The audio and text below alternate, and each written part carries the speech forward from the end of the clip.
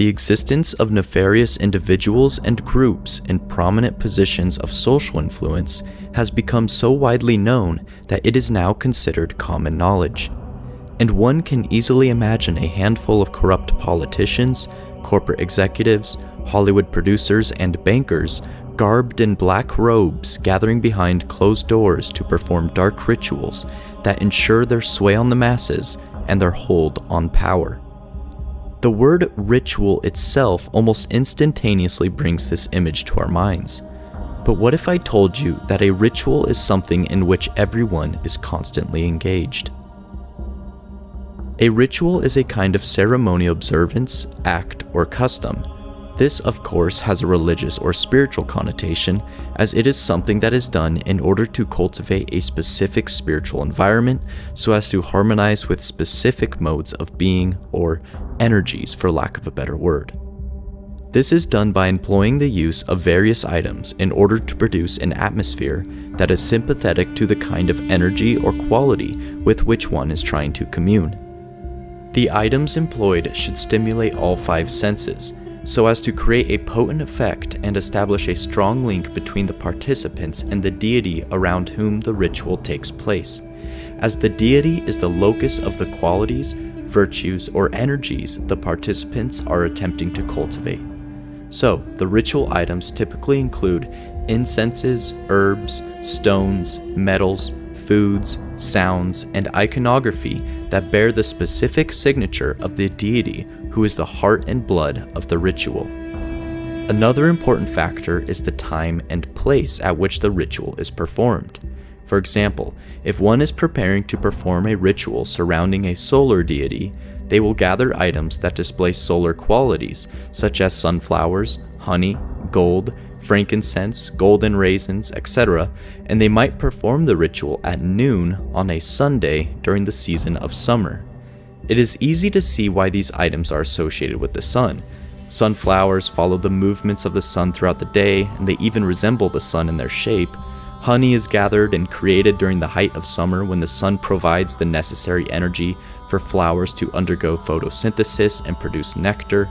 Gold is a brilliant metal that resembles the color and purity of the sun, and so on and so forth. But the most important factor in a ritual is the intention of the individual performing it.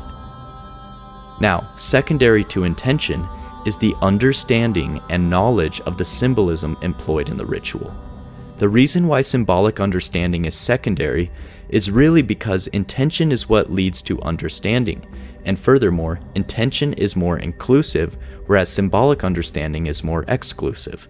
For instance, let's say a family is sitting down to eat dinner together, but before doing so, a small portion of the meal is set aside as an offering to God, and the father says a prayer to bless the food and give thanks.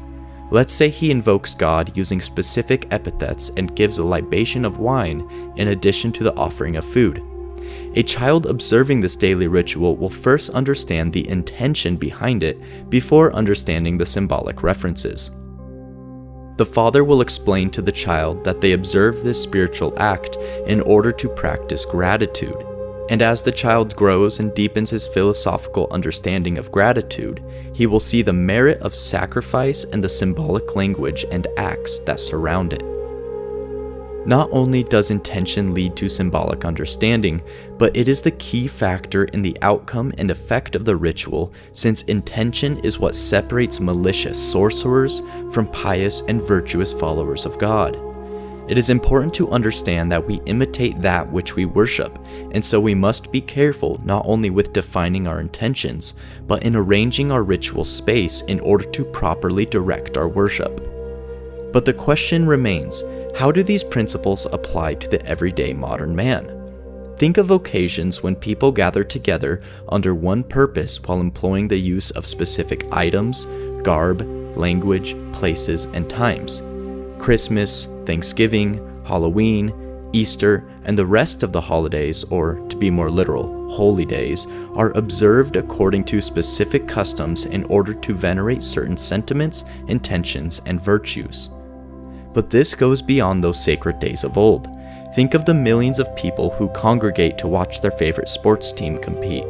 On Sunday, they dig through their closets to pull out the jersey bearing the name of their favorite player in order to wear it while they chant, drink beer, eat snacks, and vicariously live out athletic acts through their digital medium. Think of all those individuals who decorate their homes with movie figurines and other Hollywood memorabilia, the same people who flood their online accounts with Star Wars-themed memes on May 4th in order to repeat the same sayings and quotes every year so as to establish a connection to their favorite blockbuster. You see, ritual is the foundation of the cult, and the cult is the foundation of society, as cult means cultivated, inhabited, and worshipped, and it is from here that culture is derived. Sports teams, movie characters, celebrity actors, political figures, and social movements have all become cults in and of themselves, and their followers pay them a kind of ritualistic worship akin to holiday celebrations. Furthermore, ritual is not only present during occasions of specific importance, but it is something in which we are constantly engaged through our daily habits, intentions, and actions. For instance, when we shower, brush our teeth, and clean the house, we are carrying out a kind of purification ritual. Every daily deed is a ritualistic act of the qualities and virtues we seek to express and maintain. Sleeping, playing with our children, working out, eating, watching television, commuting to work, procreating, hunting, scrolling through social media, playing games, listening to music, and making art are all rituals in and of themselves, as the body and mind are the first ritual tools we acquire when we come into this world, and their activities will define the grand earthly ritual that is the totality of the individual human life. These modern-day rituals have drifted further and further from God as they are swallowed up in the towering tide of commercialism, materialism, and reductionist atheism. But while it is true that gods have been replaced by fictional movie characters and sensational celebrities in the household shrine, one might say that the intentions of the individuals have not changed. Why do people love superheroes, athletes, and political figures? Because they display qualities and traits that people want to imitate, but because these qualities are being apprehended through a human medium as opposed to a divine one, the qualities have been degraded, or twice removed, so to speak. And so modern society worships an image of an image as it falls deeper into illusion, vice, and carnal desire. Ritual is an eternal activity of life, and when it becomes an unconscious habit devoid of wisdom, it can be mentally and spiritually corrosive, especially when the ritualistic customs of the masses are being directed by those who consciously worship demonic beings.